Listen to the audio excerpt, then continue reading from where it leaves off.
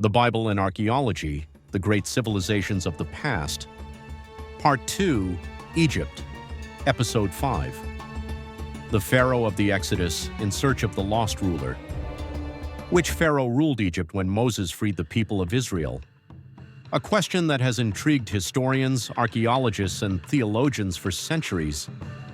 The Exodus, one of the most fascinating accounts in the Bible, does not mention the pharaoh's name, but it provides precise chronological clues that could reveal his identity. However, Egyptian history is filled with gaps, fragmented reigns, and contradictory chronologies. How can these two worlds be reconciled? In this documentary, we delve into an enigma that defies time. We will explore ancient hieroglyphs, analyze biblical texts, and confront rival theories to discover who the ruler was who witnessed the plagues, the parting of the Red Sea, and the birth of a nation. Are you ready to solve one of history's greatest mysteries? The truth is closer than you imagine. If you enjoyed this video, please give it a thumbs up and subscribe to my channel for more content like this. Don't forget to hit the bell icon to be notified when I upload new videos, and make sure to watch until the end for more great content. Some sources of classical history raise serious doubts about the biblical account of the Exodus. Egyptian chronology, inscriptions in the pharaoh's tombs, and even archaeological findings seem not to coincide with the biblical narrative.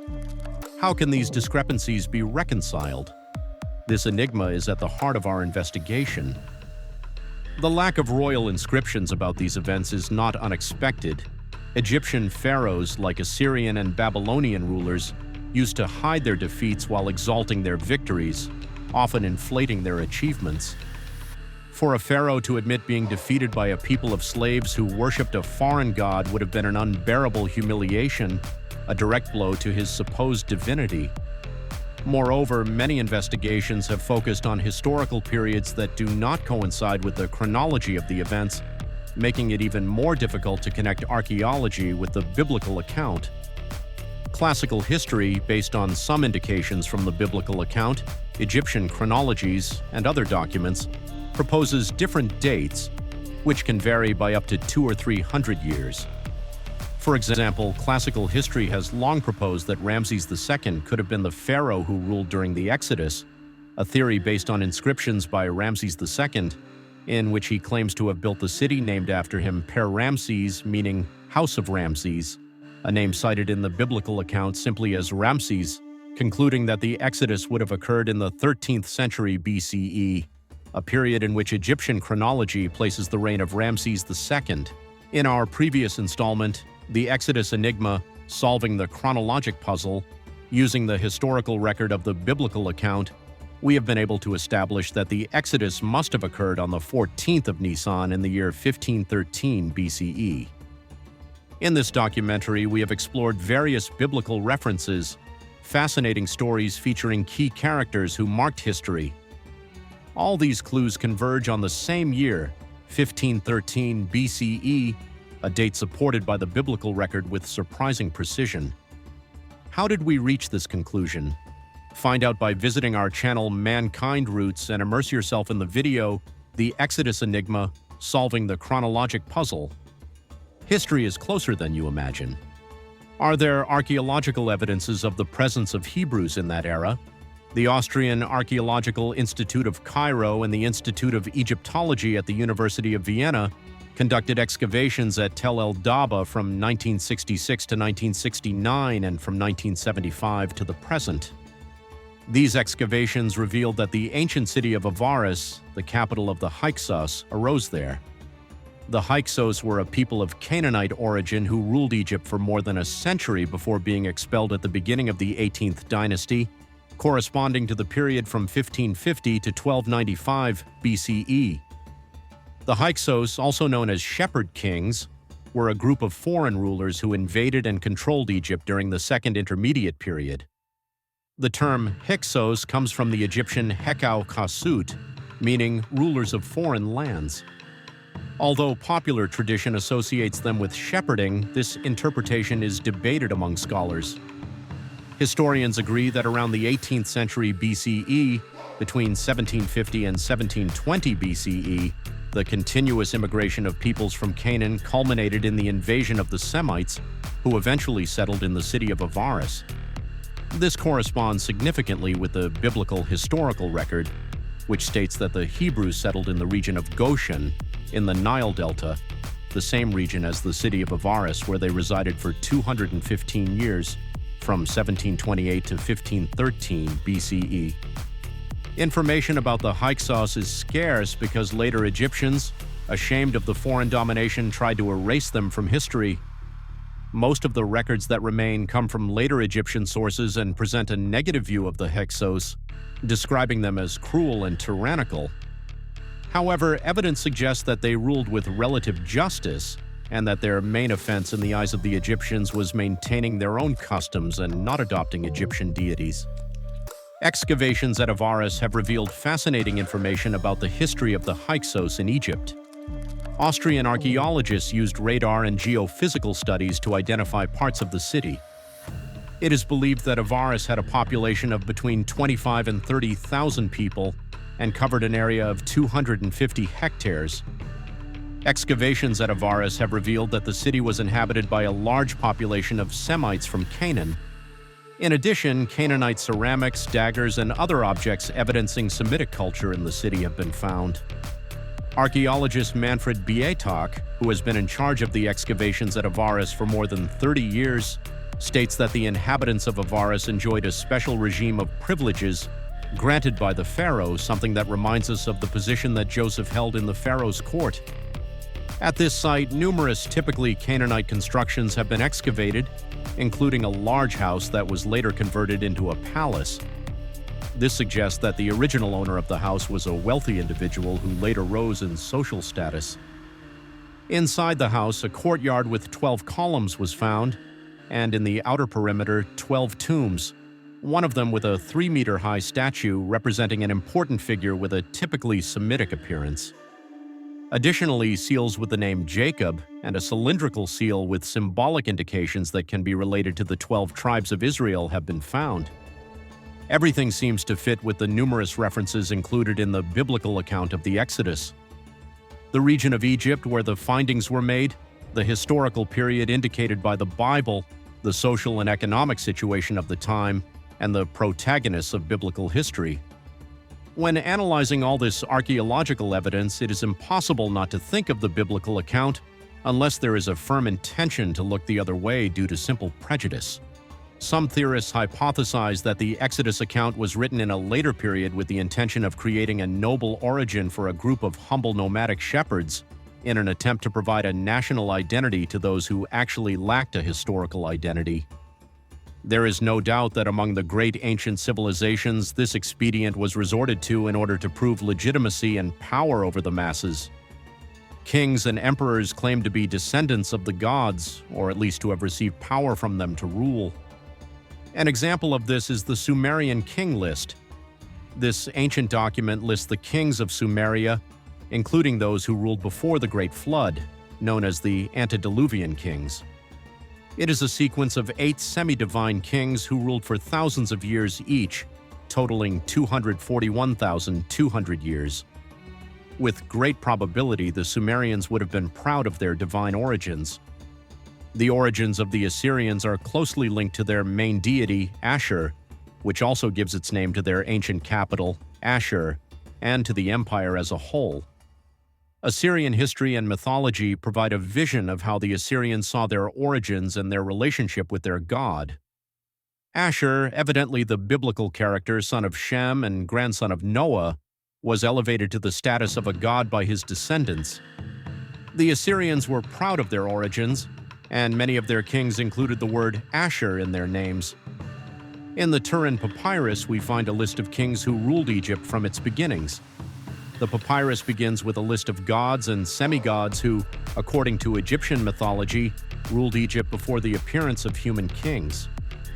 These mythical rulers include deities such as Ra, Shu, Geb, Osiris, Set, Horus, and Thoth.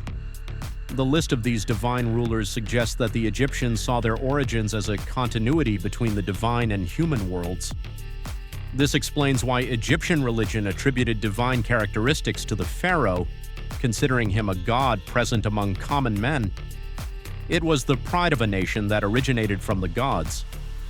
The Bible also speaks of a period in which beings with characteristics superior to humans ruled over humanity, whom it calls the Nephilim, a Hebrew word that can be translated as those who cause others to fall. These semi-divine characters contributed to the social and moral degradation of the population of that time.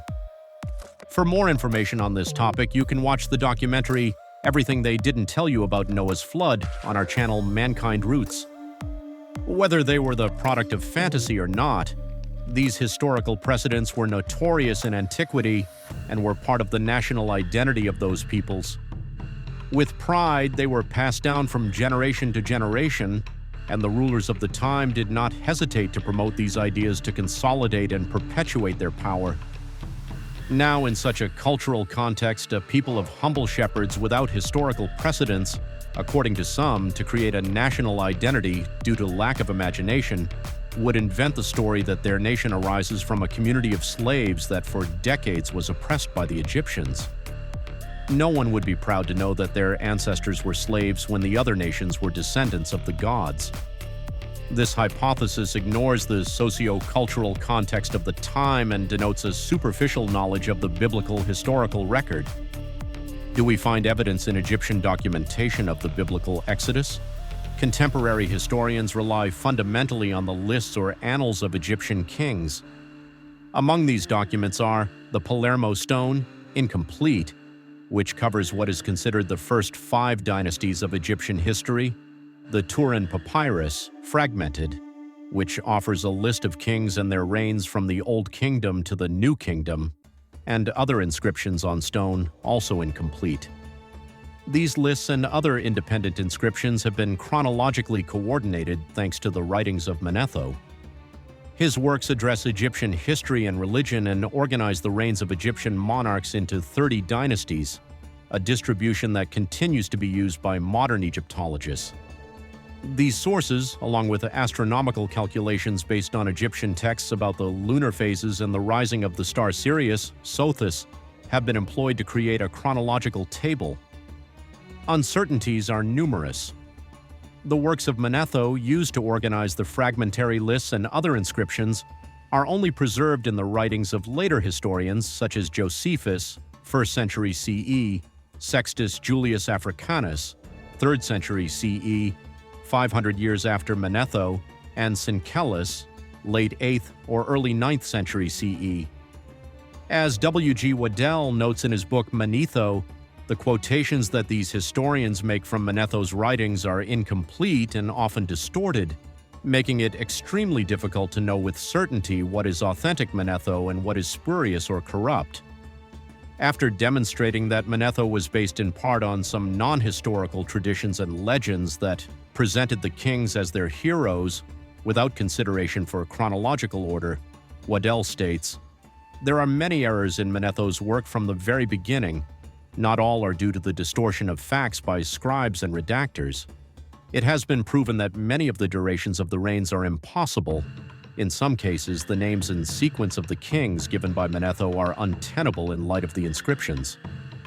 On the other hand, the biblical account does not mention the names of the pharaohs of Moses' time, so fitting the biblical account with Egyptian chronology is a task that we can only practice in the hypothetical field. Based on the biblical chronology that establishes, as we have been able to note, the 14th of Nisan in 1513 BCE as the date for the Exodus, and because the account also clarifies that Moses was then 80 years old, we can also establish the year of his birth, which would have been in 1593 BCE. For that time, the oppression of the Hebrew people by the Egyptians began, according to Exodus chapter 1, verses 8 to 11. In time, there arose over Egypt a new king, one who did not know Joseph. So he said to his people, "Look, the people of Israel are more numerous and mightier than we are. Let us deal shrewdly with them. Otherwise, they will continue to multiply, and if a war breaks out, they will join our enemies and fight against us and leave the country." So they appointed chiefs of forced labor over them to oppress them with hard labor, and they built storage cities for Pharaoh, namely Pithom and Ramses. Later, the pharaoh, to prevent the proliferation of the Hebrews, ordered the midwives to kill all the male children of the Hebrew families and to let the women live. Does this description correspond to any period in Egyptian history? According to the previously cited sources, for that time, Lower Egypt, that is the Nile Delta, was under the domination of the Hyksos, a people of Semitic origin, like the Hebrews. The Hyksos domination in Egypt began around 1650 and ended approximately in 1540 BCE during the Second Intermediate Period.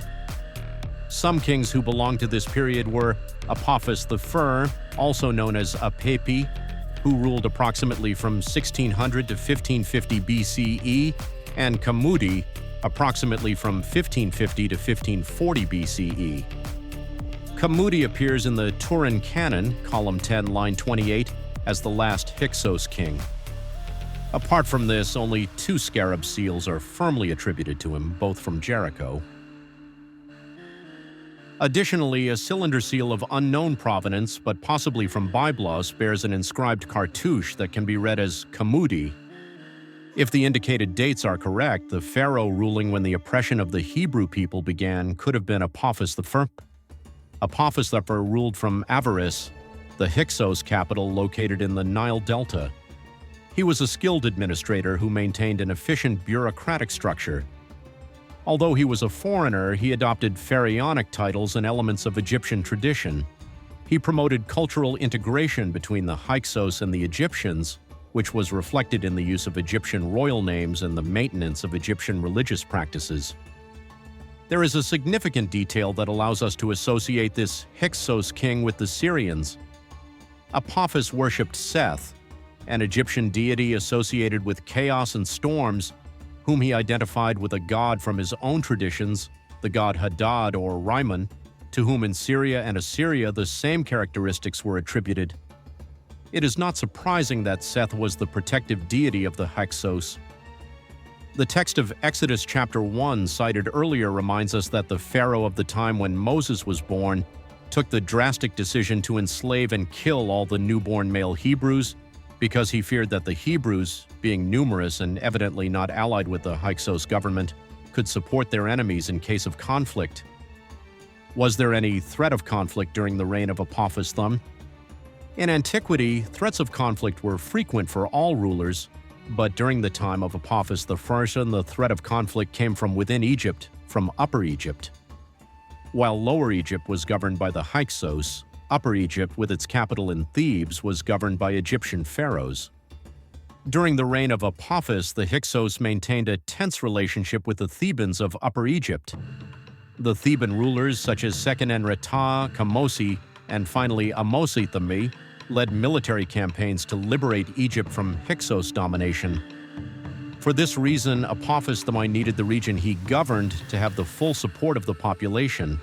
Apparently, the Hebrews represented a destabilizing factor, and they did not worship the Egyptian or Syrian gods.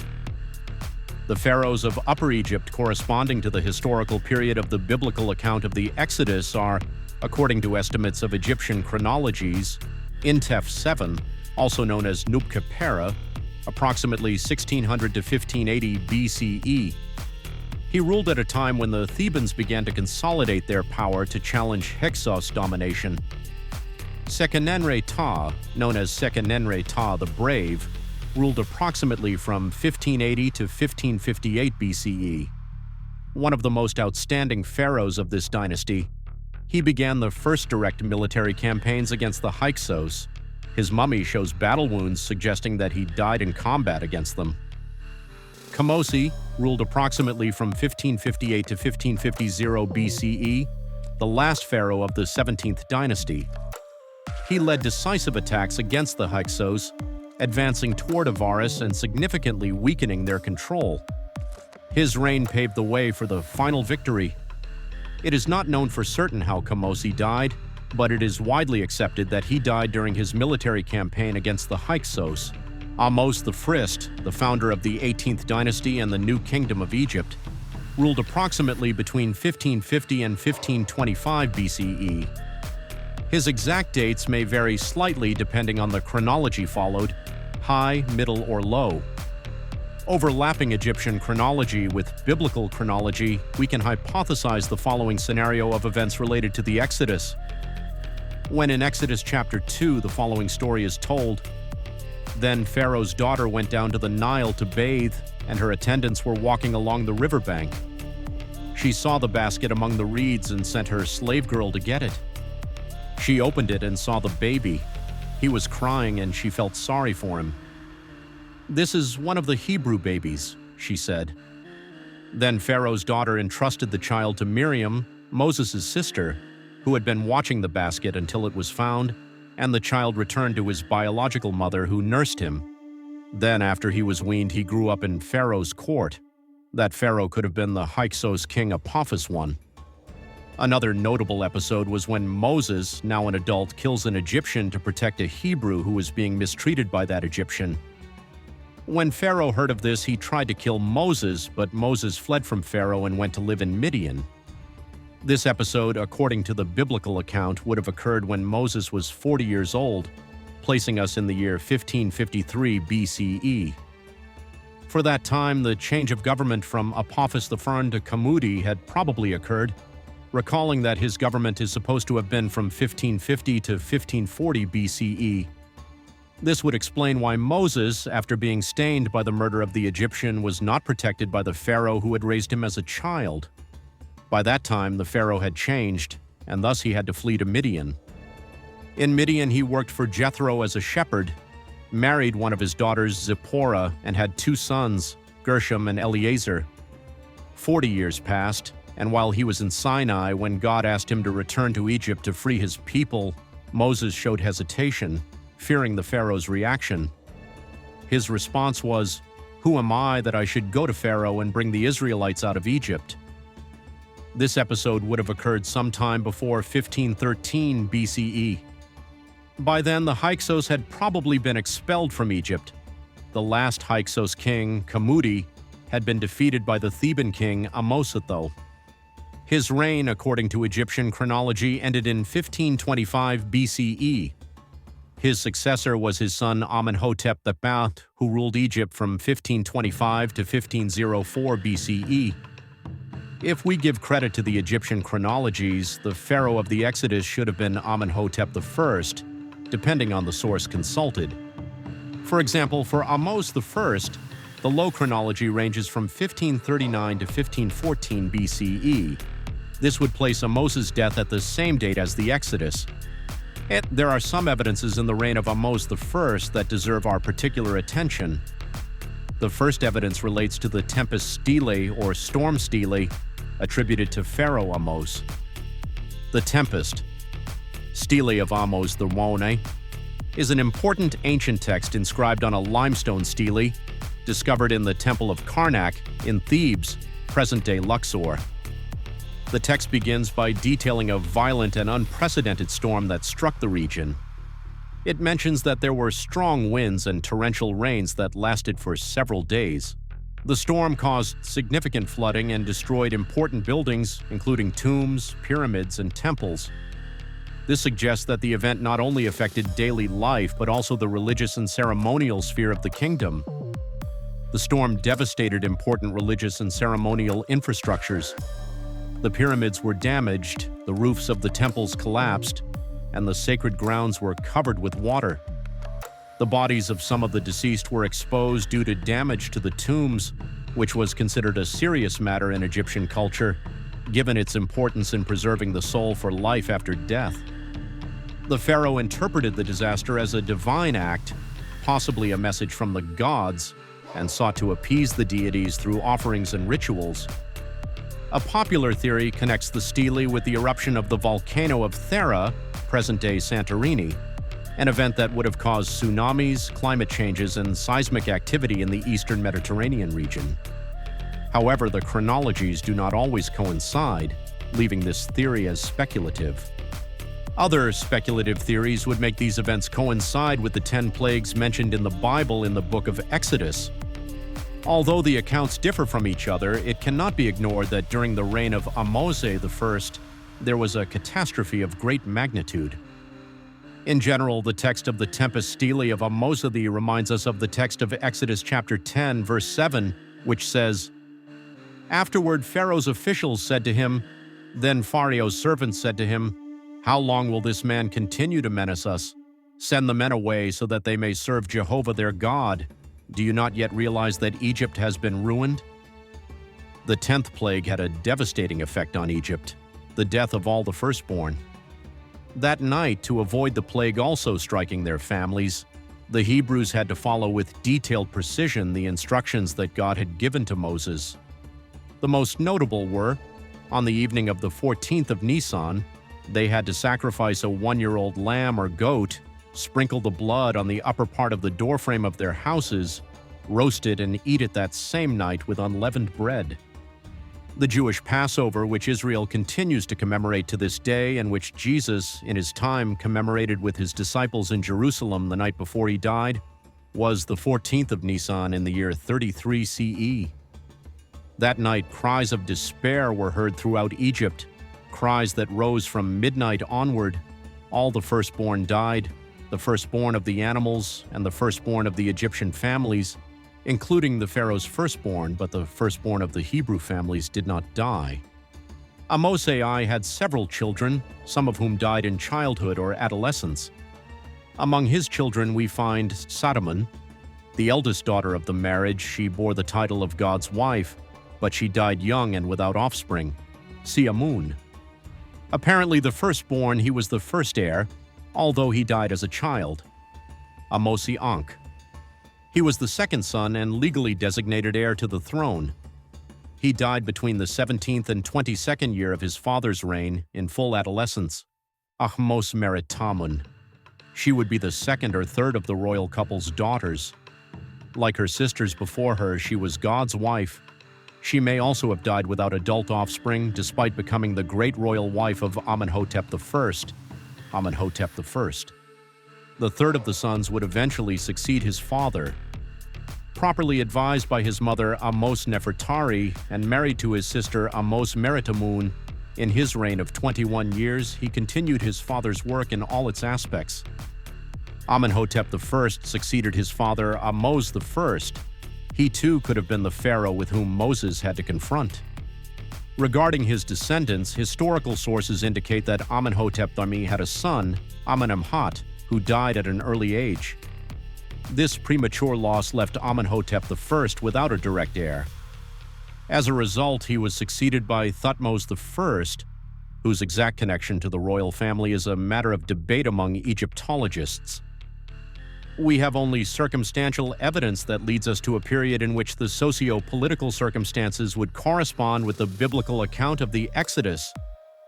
In this documentary, we have analyzed how, using various biblical references, it is possible to situate the Exodus episode in the timeline, something that Egyptian chronology does not allow us to establish with the same precision. We have explored significant historical relationships that place the biblical account in the era of the Hyksos, a Semitic people like the Hebrews. The Hyksos, coming from Palestine, probably of Syrian and Canaanite origin, ruled Lower Egypt, in the Delta region, while the Egyptian pharaohs exercised power in Upper Egypt.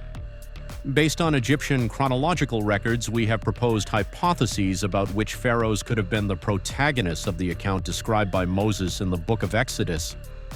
This information places us in a period of great transformations that mark the history of the region and that have been narrated from two opposing perspectives. On the one hand, the Egyptian perspective describes a crucial change: the end of the rule of the Semitic kings, the Hyksos, and the beginning of a period of unification with the rise of the new kingdom. On the other hand, the Hebrew people's point of view presents a different reality, a community that did not share the Egyptian religious culture, subjected to forced labor and condemned to slavery. To complete the picture of the era, it is essential to consider the role of the religious sphere, where the Egyptian polytheistic pantheon and the single god worshipped by the Hebrews are contrasted. In the next documentary, we will explore the confrontation between these two opposing worlds, the absolute power of the pharaohs versus the apparent powerlessness of the enslaved people. What does the biblical account reveal about this marked disparity? What evidence exists of those distant events? What impact did the 10 plagues have? Don't miss our next installment. Remember to like, subscribe to the channel, and turn on notifications to enjoy more content like this.